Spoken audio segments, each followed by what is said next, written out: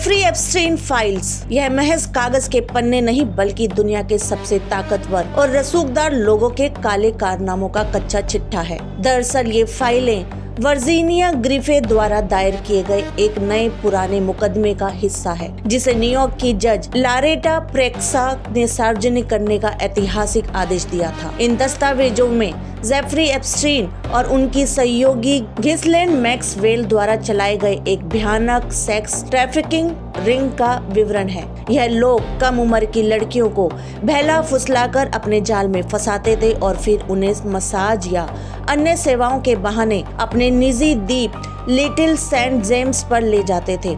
वहाँ इन मासूमों का शारीरिक और मानसिक शोषण किया जाता था और उन्हें दुनिया के दिग्गज नेताओं, अरबपतियों और मशहूर हस्तियों के सामने परोसा जाता था। इन फाइलों में जिन नामों का जिक्र आया है उन्होंने पूरी दुनिया को स्तब्ध कर दिया है।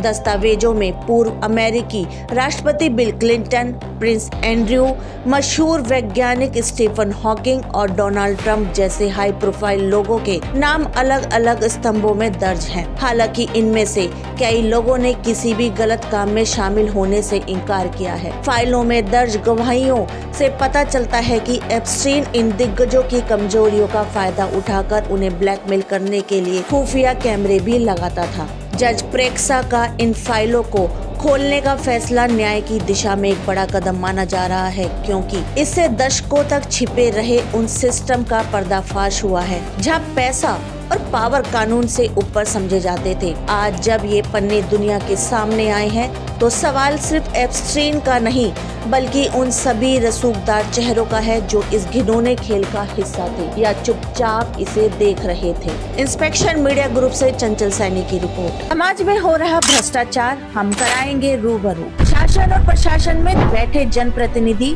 जिन्हें जनता चुन के लाती है, हम दिलाएंगे जनता का अधिकार संविधान के तहत। अपराधी चाहे प्रशासनिक हो या शासनिक, हम करेंगे उनकी खोज और करेंगे पड़ताल संविधान के तहत। सबके लिए समान, सबके लिए बराबर।